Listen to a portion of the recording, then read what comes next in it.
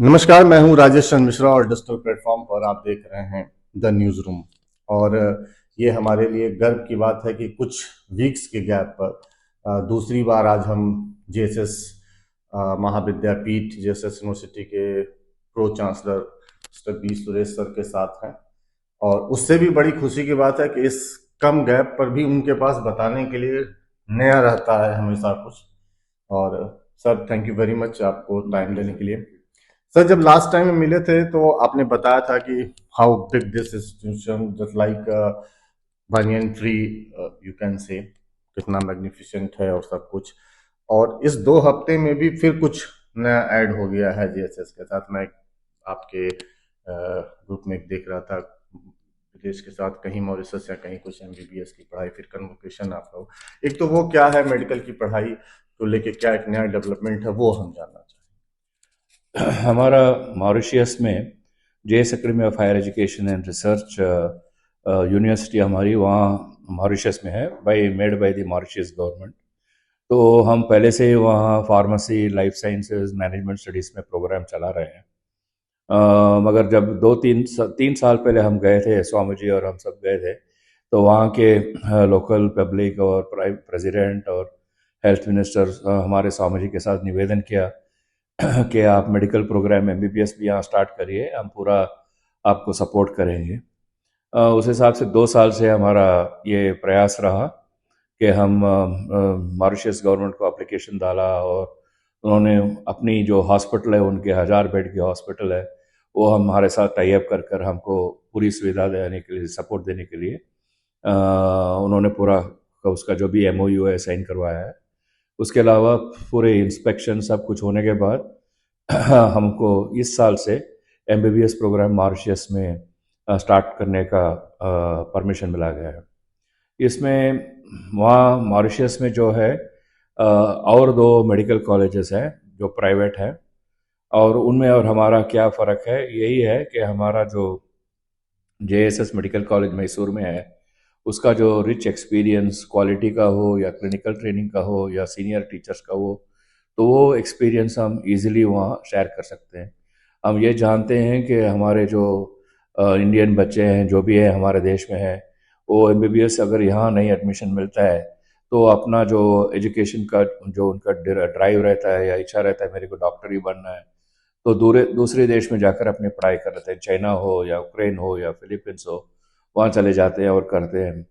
वहाँ जाकर एमबीबीएस करने के बाद या जाने वक्त तो उनको पता नहीं है वहाँ कहाँ क्या रहेगा, क्या क्वालिटी रहेगा, मगर उनकी जो आशा है उसके साथ चले जाते हैं।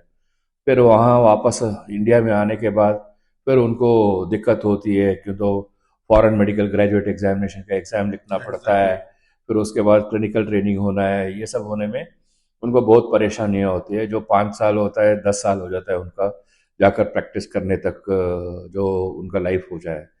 तो हम ये सोच के कि जो हमारा रिच एक्सपीरियंस है और इफ़ेक्टिवनेस है, तो वो हम जो भी हमारे स्टूडेंट्स वहाँ मॉरिशस में एमबीबीएस का, हमारे देश का हो या दूसरे अफ्रीकन देश का हो, जो भी रहेंगे, तो हमारा ये प्रयास रहेगा कि जो जिस देश से बच्चे आते हैं वहाँ का लोकल एग्जामिनेशन पास करने का भी हम उनको ट्रेनिंग देंगे। जैसे वो अगर इंडिया वापस आना चाहते हैं, तो इंडिया में आकर एफएमजी लिखने का ट्रेनिंग जो है, उनको जब वो एमबीबीएस कर रहे हैं उसी वक्त ही उनको ट्रेन किया जाएगा। तो यहाँ इंडिया आकर वो अपेयर करने में उनका टाइम वेस्ट नहीं होगा।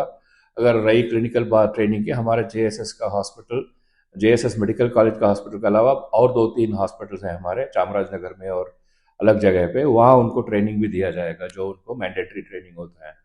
तो इसमें उनका पूरा क्लिनिकल ट्रेनिंग और ये मिलेगा जब वहाँ से आने के बाद होगा। तो इसमें हमारे देश के जो बच्चे हैं उनको बहुत सारा बेनिफिट मिलेगा। तो ये एक अपॉर्चुनिटी इंडियन पेरेंट्स के लिए है कि अगर अपने बच्चे को एमबीबीएस पढ़ाना चाहते हो आप, और फिर उसको यहाँ इंडिया में नहीं मिल रहा है, तो आप हमारे जेएसएस इंस्टीट्यूशन मॉरिशस में भेज सकते हैं। चाहिए। तो जो बच्चे जेएसएस इंस्टीट्यूट मॉरिशस से एमबीबीएस करेंगे, if when they back to India, तो उनको फिर वो जो यहाँ एक एग्जाम देना पड़ता है गवर्नमेंट ऑफ इंडिया का, वो आपके यहाँ से भी देना पड़ेगा या कुछ रिलैक्सेशन है चूंकि जेएसएस का एमओयू है तो नहीं, उससे? फिलहाल तो जो देश का रूल है उसी को ही फॉलो करना पड़ेगा।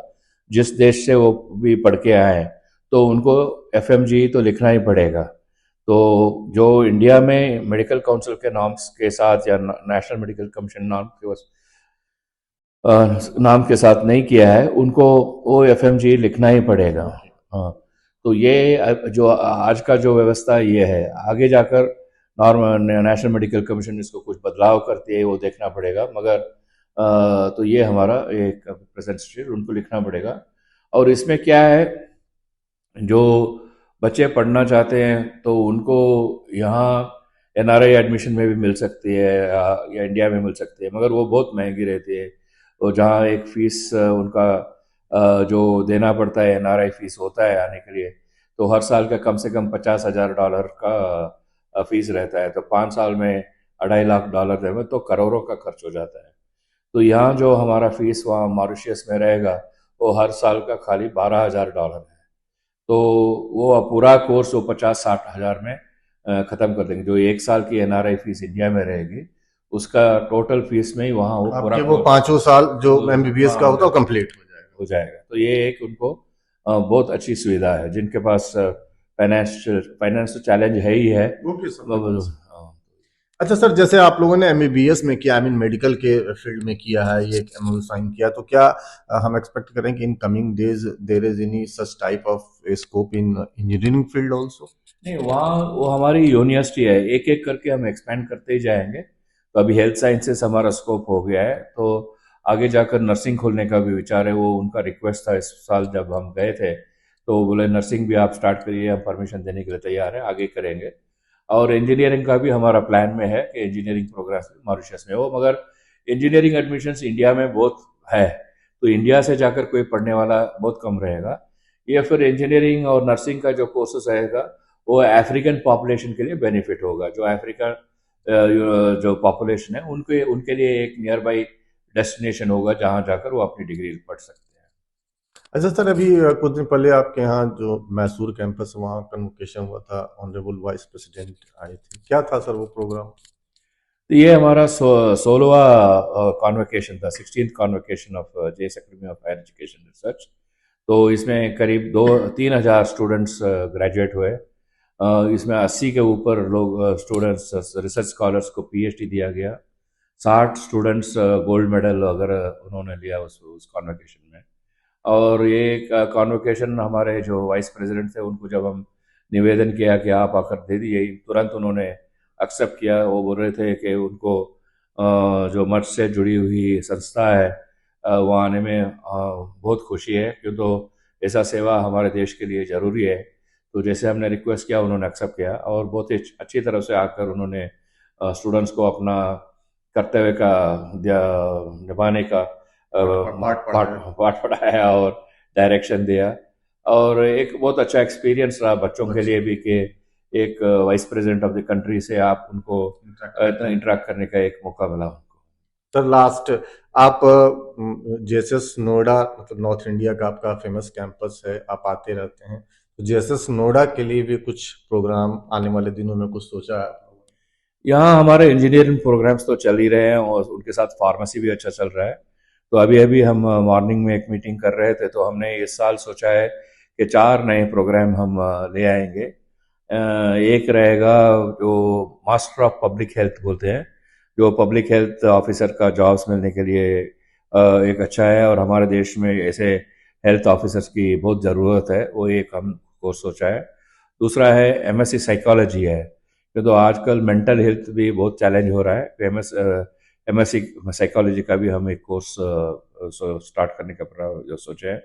और 2 कोर्सेज साइंस में होगा, एमएससी एनवायरमेंटल साइंस और एमएससी जियो इन्फॉर्मेटिक्स। ये 4 कोर्स इस साल से हम स्टार्ट करने का यहाँ हमने विचार रखा है।